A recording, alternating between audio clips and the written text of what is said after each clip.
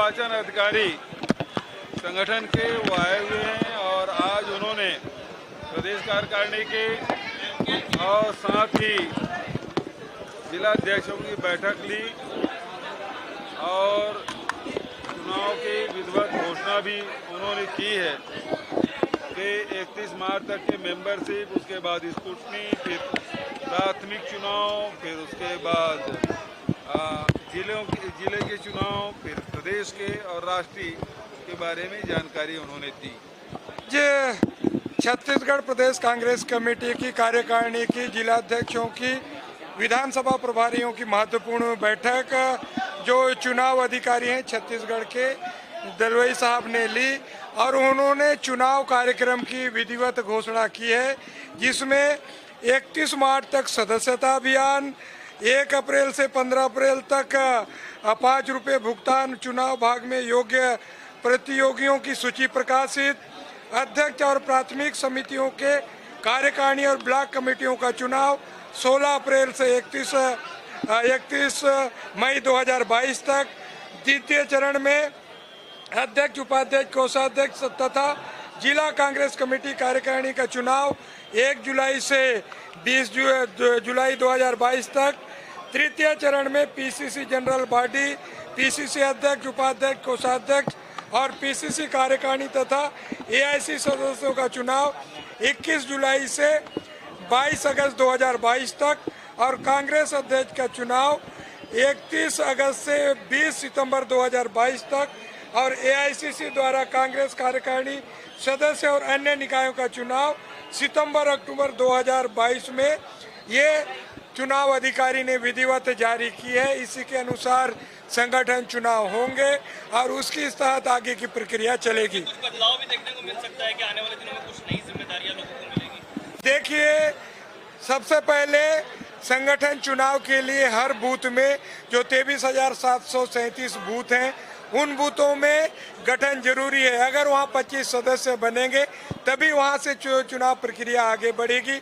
वहाँ से बूथ अध्यक्ष बनेगा, बीसीसी मेंबर बनेगा, डीसीसी मेंबर बनेगा, बीसीसी मेंबर ब्लॉक अध्यक्ष का चुनाव करेगा, डीसीसी मेंबर जिला अध्यक्ष का चुनाव करेगा और हर ब्लॉक से एक पीसीसी मेंबर बनेगा।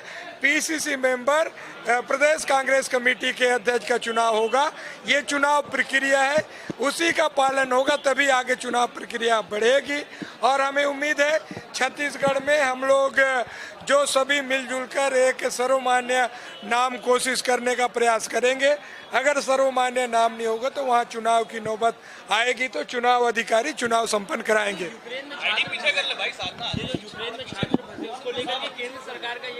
देखिए, कल मैं केंद्रीय विदेश मंत्री से बात मैंने की।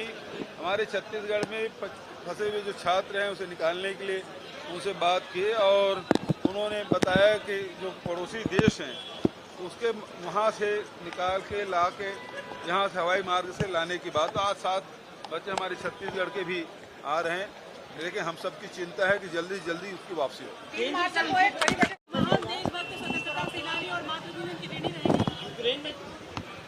देखिए, सावरकर के जीवन को आप देखें तो 2 पार्ट में बांटा जा सकता है।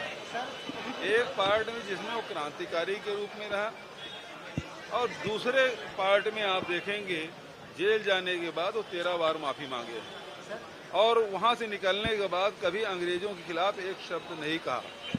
और वही व्यक्ति है जो 2 राष्ट्र का प्रस्ताव उन्होंने रखा और उसका समर्थन मुस्लिम लीग ने किया। ये 1925 में किए और मुस्लिम लीग ने 1936 के आसपास किया। तो ये देश को बांटने वाला जो प्रस्ताव है सबसे पहले सावरकर ने किया।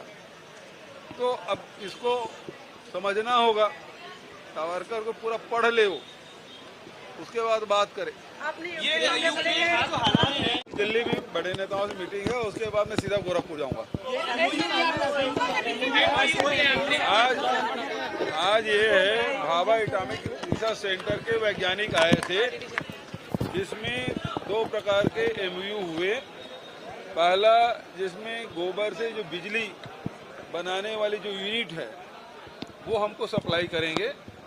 दूसरा जो हमारे फल है, सब्जी है, वो ज़्यादा दिन तक के प्रिजर्व रहे, उसका भी एमयू किए हैं। जैसे मान लो आलू है, प्याज है, अंकुरित हो जाते हैं, उसके बाद उसकी कोई कीमत रह नहीं जाती, तो उसको विकिरण के माध्यम से उसे रोका जा सकता है।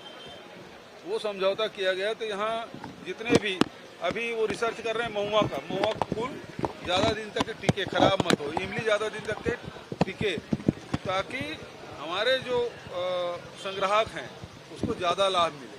तो यही सब चीज़ें हैं जो आम जनता के आय बढ़ाने वाली है। भारतीय जनता पार्टी समझ नहीं आएगा। सवाल उठा रही है कि राहुल गांधी जी ने जो कहा है वो पूरा नहीं हुआ है छत्तीसगढ़ में। देखिए, भारतीय जनता पार्टी वालों को समझ ही नहीं आता। उनको बड़े जो 4-5 उद्योगपति हैं उन्हीं के विकास के बारे में समझ आता है। गांव के गरीब लोगों के और वहां से जुड़े हुए जो उद्योग उसके बारे में समझ नहीं आता। क्या है, हम कोंडा गांव चल रहे, कोंडा नार के जो तिखुर का सेक है,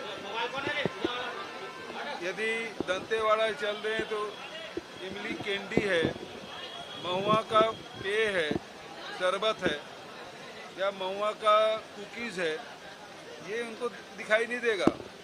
हम लगातार वैल्यू एडिशन कर रहे हैं, चाहे माइनर फॉरेस्ट प्रोड्यूस का भी हो, चाहे वो फलों का हो, चाहे वो चावल का हो।